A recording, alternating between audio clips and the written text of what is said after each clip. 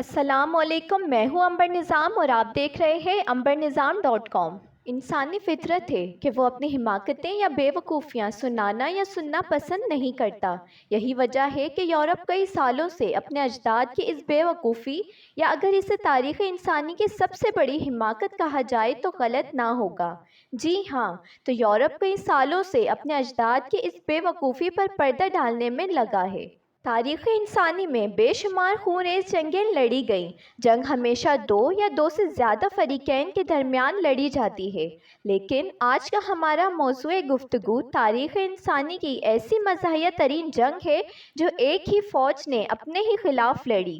جی ہاں، اس بہادر اور شیر دل فوج نے اپنے ہی آپ کو شکست دی اور اپنے ہی خلاف فتح حاصل کی۔ اپنے ہی فوجیوں پر توپیں کھول دیں اور ہزاروں فوجیوں کو موت کے گھاٹ اتار دیا۔ اس عظیم جنگ کو تاریخ انسانی بیٹل آف کیرنسبرگ کے نام سے یاد کرتی ہے۔ 1788 میں آسٹریا کی جانب سے سلطنت عثمانیہ کے خلاف لڑی گئی تھی، لیکن اس کے نتائج کچھ ایسے تھے جس کی بنا پر اسے تاریخ کی مزاحیہ ترین جنگ کہا جاتا ہے۔ اس جنگ کی اتنی تعریف سننے کے بعد آپ یقیناً احمقوں کے اس عظیم سالار کا نام تو ضرور جاننا چاہتے ہوں گے۔ تو قصہ کچھ یوں ہے۔ 18ویں صدی عیسوی کا اختتامی دور تھا۔ یورپ کی بڑی بادشاہتوں میں سے ایک ہولی رومن امپائر، جسے آسٹرین امپائر بھی کہا جاتا ہے، اس پر جوزف سیکنڈ کی حکومت تھی۔ جوزف سیکنڈ ہمیشہ کچھ ایسا کرنے کی کوششوں میں رہتا جس سے اس کا نام گریٹ لیڈرز کی فہرست میں شامل ہو سکے۔ وہ بیچارہ ملک میں کبھی جدید اصلاحات نافذ کرتا تو کبھی روشن خیال معاشرے کا تصور پیش کرتا۔ بڑے جتن کرنے کے بعد بھی اپنے ہم عصر حکمرانوں سے زیادہ شہرت نہ پاتا۔ پھر ایک موقع پر موصوف کو خیال آیا کہ انہیں مشہور ہونے کے لیے اپنی جنگجوانہ صلاحیتوں کو ثابت کرنا ہوگا۔ ان دنوں سلطنت عثمانیہ روس سے طویل جنگوں میں مصروف تھی۔ اس بات کا فائدہ اٹھاتے ہوئے جناب جوزف سیکنڈ نے خود کو عیسائیت کا محافظ ہونے کا اعلان کیا اور نکل پڑا مسلمانوں کو یورپ سے نکالنے کے لیے۔ لیکن خود کو عیسائیت کا محافظ کہنے والا یہ شخص بھول گیا تھا کہ مسلمانوں کا محافظ، زمین و آسمان کا پالنے والا، بادشاہوں کا بادشاہ اللہ عز و جل ہے، جو اگر جلال میں آ جائے تو وقت کے طاقتور ترین ظالم کو مچھر کے ذریعے مات دے دے۔ اس کی ہی ذات بابرکت کا کمال ہے کہ ایک بڑی اور طاقتور امپائر کی اس فوج کو دنیا بھر کے آگے ذلیل و خوار کر دیا اور رہتی دنیا تک اس کے لیے مذاق بنا دیا۔ کہانی کچھ یوں ہے کہ جناب سپہ سالار نے بلغاریہ کے علاقے میں ایک بڑی فوج ترتیب دی۔ اس کا ارادہ تھا کہ وہ ٹرانسلڈینیا پر حملہ کر کے اسے مسلمان ترکوں سے آزاد کروائے گا، مگر اس کی بدقسمتی کا سلسلہ تو یہاں سے شروع ہوا کہ جس جگہ آسٹرین فوجوں نے پڑاؤ ڈال رکھا تھا وہاں ملیریا کی وبا پھوٹ پڑی۔ فوج کی ایک بہت بڑی تعداد اس وبا میں مبتلا ہوئی اور ایک بڑی تعداد اس سے ہلاک ہو گئی۔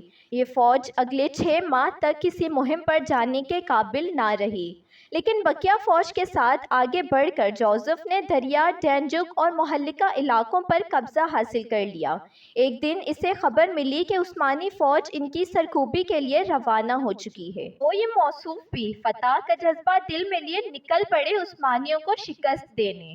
17 ستمبر 1788 عیسوی کے دن 1 لاکھ پر مشتمل یہ فوج عثمانی فوجی دستوں کی تلاش میں 2 حصوں میں تقسیم ہو گئی۔ فوج کا پہلا حصہ، جو کہ اعلیٰ گھوڑے سوار دستوں پر مشتمل تھا، اس نے اسی شام تک ہار کر کیرنسبرگ نامی ایک قصبے میں پڑاؤ ڈالا جو موجودہ دور کا رومانیہ کا علاقہ ہے۔ ان حضرات نے مقامی افراد سے تمام شراب چھین کر خوب شراب و شباب کی محفلیں سجائیں۔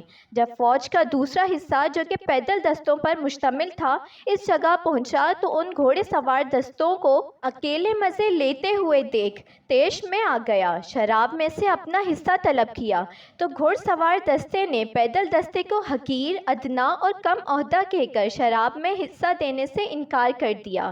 یہ انکار لڑائی کی وجہ بنی۔ دونوں دستے آپس میں لڑنے لگے اور یہ لڑائی اس وقت شدت اختیار کر گئی جب ایک پیدل سپاہی نے گھوڑ سوار پر گولی چلا دی۔ پھر یہاں ایک غضب یہ ہوا کہ کسی فوجی نے آواز لگا دی کہ ترک آ گئے ہیں، ترک آ گئے ہیں۔ پھر تو دیکھتے ہی دیکھتے 1 لاکھ आग का ये मजमा मैदान जंग में बदल गया। ऑस्ट्रियन एक दूसरे को उस्मानी समझकर गाजर मूली की तरह काटते रहे। यूं ये जंग बढ़ती ही चली गई और इंतहा तब हुई कि जब ऑस्ट्रियन तोपखाने भी इसे उस्मानी फौज का हमला समझकर अपनी ही फौज पर आग के गोले बरसाने शुरू कर दिए। ऑस्ट्रिया का बादशाह और इन अहमकों का ये अजीम सिपह सालार जोसेफ सेकंड इस दौरान आरामदेह भग्गी में आराम फरमा था। जैसे ही उसे इस सानहे की खबर मिली, भग्गी से निकलकर एक घोड़े पर बैठा फौजों को पीछे हटने के अहकामात देने लगा। फौजी अफसरान ने बड़ी मुश्किल से तमाम फौजों को अस्करे नौ मुनज़्ज़म किया, लेकिन उस वक्त तक बहुत देर हो चुकी थी। अंधेरे के सबब कोई भी अंदाज़ा ना लगा पा रहा था कि कितनी तबाही बर्पा हो चुकी है। जब अगले दिन का सूरज निकला तो ऑस्ट्रियन फौज को पता चला कि उन्होंने अपनी ही फौज को शिकस्त दे दी है और हज़ारों सिपाही इस गलती के सबब मौत का शिकार बन चुके हैं। उस्मानी तुर्क इस अजीबो गरीब जंग के 2 दिन बाद कैरन्सबर्ग के मकाम पर पहुंचे तो यहाँ पहले ही 10,000 अफराद की मौत हो चुकी थी, जबकि सारा लश्कर बुरी तरह जख्मी था। चुनाचा तुर्कों ने बड़ी आसानी से दरियाए डैन्यूब और मुल्हिका इलाकों का कंट्रोल संभाल लिया। ऑस्ट्रिया का बादशाह जोसेफ सेकंड, जो ईसाईयत का मुहाफिज होने का ऐलान करके निकला था, इसने एक छोटी सी नदी में घोड़े समेत कूदकर अपनी जान बचाई। ये हज़रत मुसलमानों को यूरोप से बाहर निकालने की गर्ज से फौजें लेकर निकले थे, पर उल्टा ये मुहिम उनकी ज़िंदगी पर एक बदरंग दाग बनी, क्योंकि कहते हैं ना, जिसे अल्लाह रखे उसे कौन चखे। आज के लिए इतना ही। अपने मेज़बान अंबर निज़ाम को इजाज़त दीजिए। अपना बहुत ख्याल रखिएगा। अल्लाह हाफिज़।